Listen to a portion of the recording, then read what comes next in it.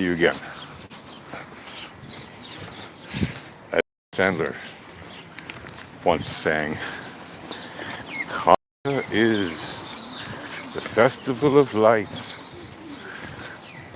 Instead of one day of Christmas, we got a crazy night. Or instead of one day of presents, we got 8 crazy nights. Anyway,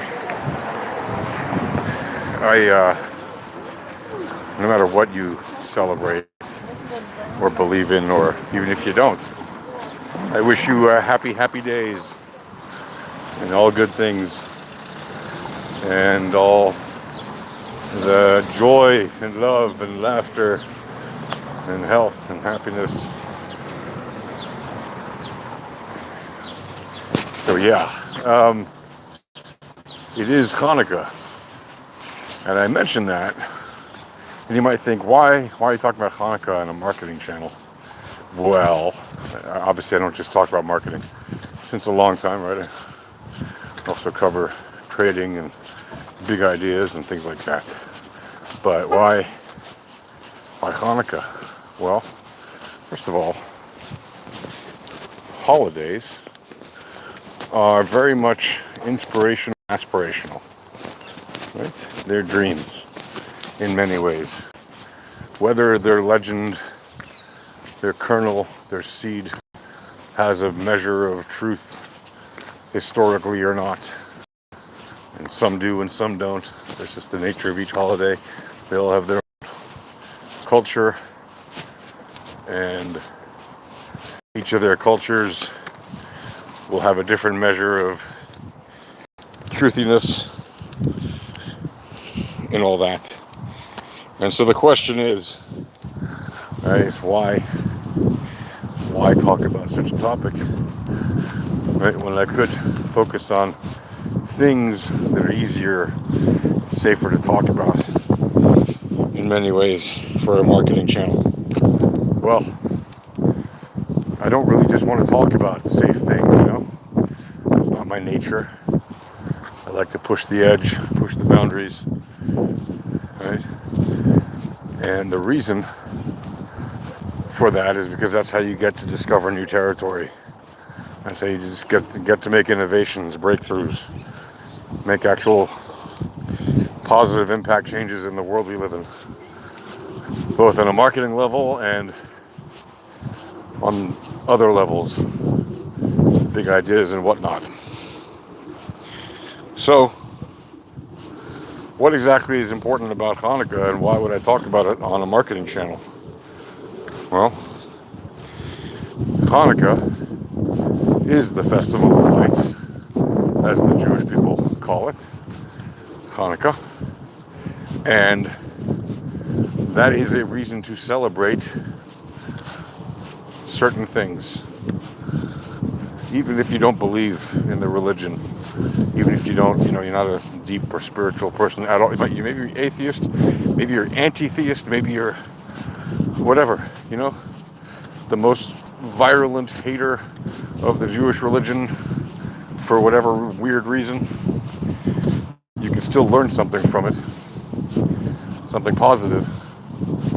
And what that positive thing is that sometimes, again, whether the legend is true or not, sometimes something's going to happen that have an incredibly high probability of failing, and yet they succeed, right?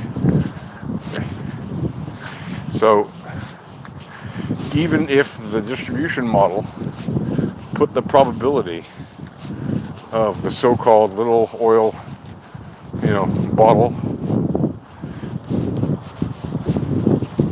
at burning for 8 solid days at like less than 0.00001%,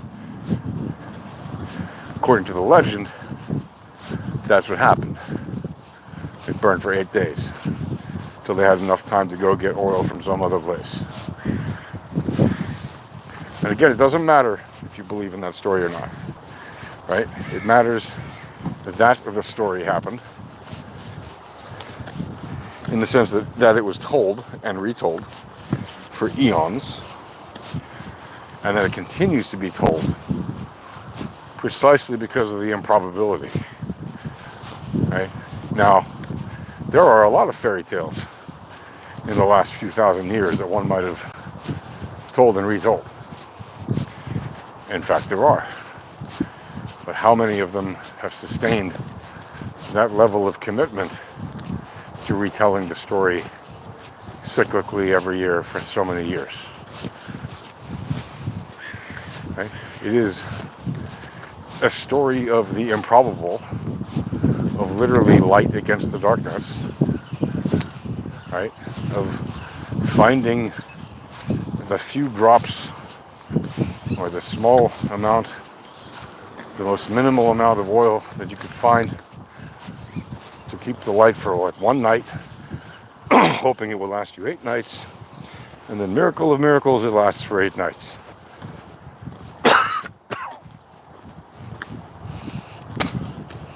Why is this story about the Maccabees, the name of that Jewish sect at the time, fighting against the Greeks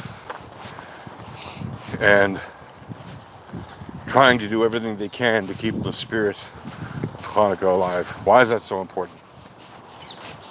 From a marketing point of view and from a big ideas point of view. Right? Well, you could argue that's a big idea, important in marketing, because it was a rebellious idea. It very much went against the grain. They were entirely doing what I'm doing, right?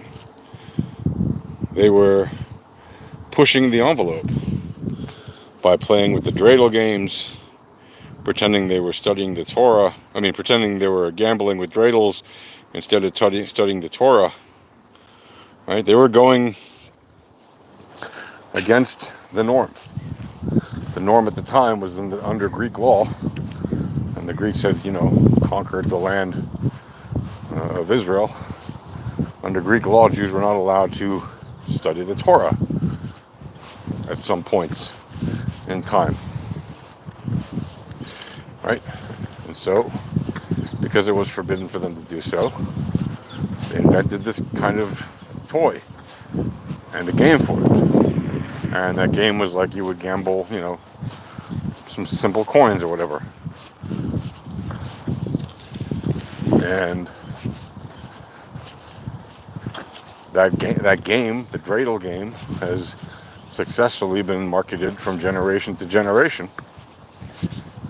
as a game that's fun and reminds us that the big story, or the big miracle, however you want to call it, happened in Israel. So people who are in Israel have 4 letters on the dreidel, 4 Hebrew letters: Nun, Gimel, Hey, Pei, which means Nes, Gadol, Haya, Po. It's an acronym, and it means a big miracle was here, meaning in the land of Israel. That's for people playing that game in Israel. And for people playing that game outside of Israel, it's similar. It's Nun, Gimel, Hey, Shin, which means Nes, Gadol, Haya, Sham, which means, in English, a big miracle was there.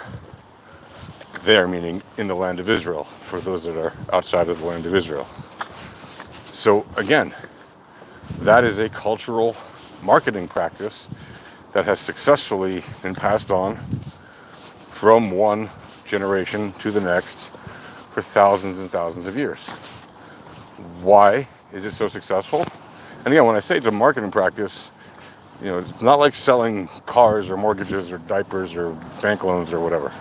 It's a cultural marketing practice, right? Meaning it's about transmitting values from one generation to the next. Hey, how you doing? Hey, doggo. Hey, doggo. Good boy. Easy. So it's about transmitting values, right? Like I said, from one generation to the next, which is, that's what culture is, right? It's about it's about shared values, shared identity through values, norms, do's and taboos, foods, right? There's also sometimes, usually, when it's a national culture or any kind of national culture or people culture, whatever, very often that has an affinity and an attachment to land, right? But it's more about the people values even than the land. The land may be very spiritually important or ideologically important or whatever, culturally important, historically important. What's more important in the culture than the physical land is the spiritual collective consciousness, and that means sharing of values. That's more important than anything material. Obviously the material matters too, because the material gives you a lot of potential to do real world things, like defend your brothers and sisters in your culture, right? Defend your children, defend your parents. It gives you the ability to take care of what you need to do in the real world. Whereas if you don't have any land to call your own, and you're not a real nation, and you don't have a state, then you can feel bereft of that and powerless or less powerful, maybe indefensible, maybe vulnerable, etc. if you don't have any other place to call home or any other place that might welcome you if they would open their doors to you, especially those that are literally kindred spirits to you. But in the case of the Jews, there have not been other such states around the world, right? Yes, you can tell me, I know there's a state in Russia, a tiny little place in like Siberia that was made during the Soviet era, which was basically a place for a bunch of Jews to go and live and settle. I know that place exists. I get it. But these days, most people there, first of all, aren't Jewish. Second of all, they don't all speak Hebrew there. Third of all, even if they did, it wouldn't make it a Jewish state. It's just a tiny little place inside of Mother Russia. And while it once upon a time during the Soviet era may have had some form of semi-autonomous governance over itself, it was never a state. It never had its own defenses. It never had anything like that. Still, duly noted. But in the case of Israel, we're talking about an actual state, and it is a state that was reborn thousands of years after it was decimated by the Romans. And while there were always Jews in Israel, even during the time after the Romans had expelled them, the stories continued, even though the majority of Jews had already left the land, right? The stories continued in their hearts and in their culture for thousands of years, yearning to come back. And that's precisely what happened, right? Starting in the 1800s. Yes, there were people already here that were Jewish already then, when Zionism started. And yes, more of them came along until the establishment of the State of Israel in 1948, and since then many more have come along as well. But it was the culture of the shared values which never stopped, which is precisely why the people were able to keep their culture going for thousands of years despite not having a home, like a physical homeland to call their own anymore, right? Their homeland had been usurped by invaders, right?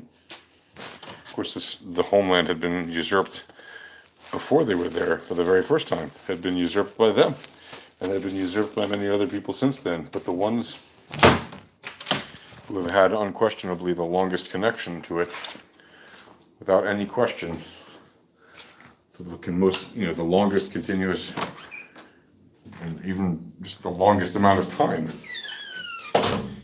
have been the Jewish people. And that is a testament to the culture of the Jewish people that has been very, very carefully telling and retelling the stories of how it survived through challenges unimaginable that most other people who succumbed to time never even encountered anything close to something as harsh as what the Jewish people have survived, and yet they've already faded away into the annals of history, right? Gone is the Roman Empire, and they never really suffered what the Jewish people suffered, yet they did disappear, right? They did disappear. Gone are the Greeks. They didn't suffer what the Jewish people suffered, and yet they disappeared. Ask yourself, why is that? That such mighty empires could disappear so quickly? I thought they were mighty. Why did they disappear so quickly? They disappeared so quickly because their values were not compatible with the transmittance from one generation to the next over eons. It's that simple. The Greeks, the Romans, the Ottomans, the Byzantines, even the ancient British Empire. I mean, the British still exist, but the ancient British Empire doesn't. Right? Of course, you could say the same about, well, King Judah's empire doesn't exist. That's true. And the Jewish people do exist. That's true. So there's no difference there. The English people still exist. That's true. And the Anglo people have been around for thousands of years. Right? And there are other civilizations that have been around for longer than the Jewish people by far, at least as far as we know, right?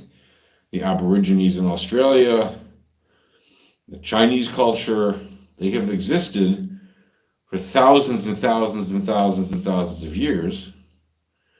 Why? Because they transferred their values through culture from one generation to the next. The Aborigines transferred their values and culture, as far as we know, at least 40,000 years back. That is a massive amount of time for a culture, a human culture. Yes, I understand it's nothing on the astronomical scale, but in terms of human culture, that's pretty massive. That's, like 10% of all the time of humanity, maybe more, who knows what, but that's a very long time.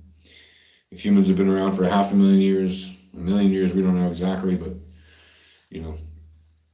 there are very good indications to it. I just forget the exact number right now, but it's somewhere between 500,000 and 1,000,000. And if Aborigines have been doing their thing, telling the story of Dreamtime for 40,000 years, well, then that means that the Dreamtime story has significant values that are transferable from one generation to the next for a very long time. That is incredibly powerful. And people will say, well, the Aborigines are dying out. Are they? Are they? Because you can say that, and yet they survive, right? Maybe they're having a bit of a trough right now in their popularity and all of that.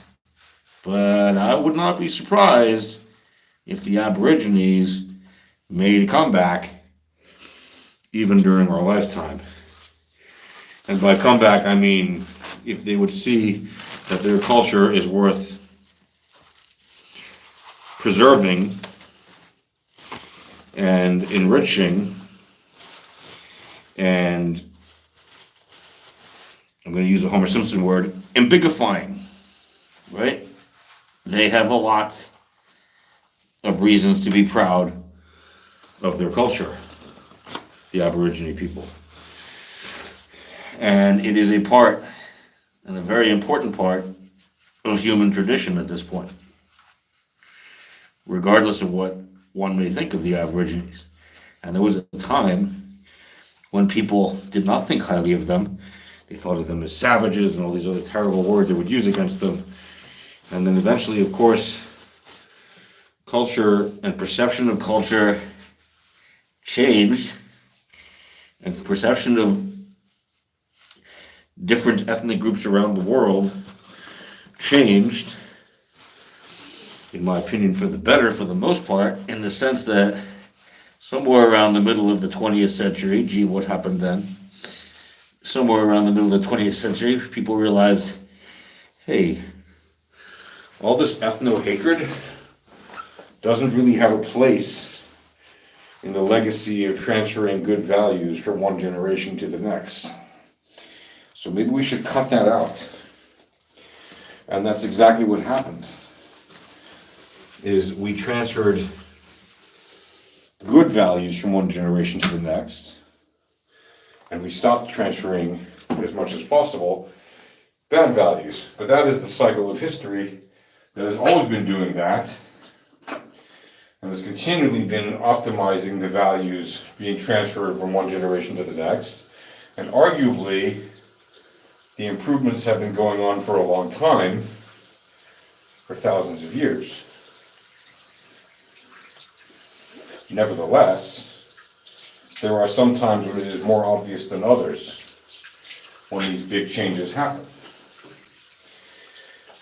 And so it goes, the Festival of Lights brings hope not just to you or your family if you celebrate Hanukkah, and not just to your community if you happen to live in a predominantly Jewish community, but and not just to the Jewish people, really, but to the whole world. The hope that the improbable may still happen. The hope that if we are good and we stick to our values and we stick to our principles, maybe, miracle of miracles, the unexpected will occur and will save us from whatever darkness is currently confronting us. Now, you might say to me, Yasha, what you're saying is that evil could use this same set of values to transfer evil from one generation to the next. And you know what? You're right. I am saying that. But I'm also saying that generally, if you look at the big arc of history, what we see is that good overcomes evil. Not always and not immediately, but good overcomes evil at some point and eventually. Right? Sometimes it can take years, sometimes it can take decades, sometimes it can take centuries. But in the end, good overcomes evil. Right? The triumph of goodness over evil is an almost unbreakable chain of events. And the reason for that is, in the end of the day, or at the end of the day, human beings are all really very similar. Our differences are far fewer than many of us care to admit. Even the worst of us isn't that different from the best of us. Yes, they can be 100% diametrically opposed to you in every way you can imagine when it comes to values and behavior and everything, but our genetics are very, very close, right? We have the same set of, things that make up our body's chemistry and biology and all of that. Right? Yes, we're all unique, but we're all humans, so we have that in common. And what that means is that fundamentally, we all have deep in our instructions for millions of years of human memory that's in our DNA, we have certain things in us. Fight or flight, feast or famine, be productive, love your brother, that's a human thing. Love your sister, that's a human thing. Be kind to one another. We know animals are also kind to each other, but they don't, build rockets to the moon or build nukes or whatever. But they have basic primal instincts that we also share, and they look out for each other to some degree. However, they don't all look out to each other the way we look out to each other, or for each other, right, in general. And they don't all wage war upon each other quite the same way that we wage war upon each other. And they don't all do the terrible things to each other that we do to each other, which means similar and different. Right? That's what we are to the rest of the animal kingdom. We are animals, and we are similar in many ways to the animals, but just like all the other animals are similar and different to each other, so are we. The difference is we have the sentient ability to string two thoughts together, and then three and four, and many, many more. Yes, sure, dolphins may be able to communicate very highly advanced things relative to their development as a species, and so may humpback whales, and so may all manner of other animals. But that does not demonstrate their ability to be a sentient species able to actually control the environment around them the way that humans can. Right? This is a very different concept. The way that humans can means that we have the ability, not just to have opposable thumbs, but to actually make premeditated changes in the environment around us. So, with that being said, I wish you all lots of happy continued transference of cultures from one generation to the next, so that you may forever bask in the glory of a wonderful life. And I hope that you have a happy Hanukah, and whatever other holiday you might choose to celebrate or not to celebrate. Anyway, yeah, I have no smooth way to end this, so I will just say, see you later.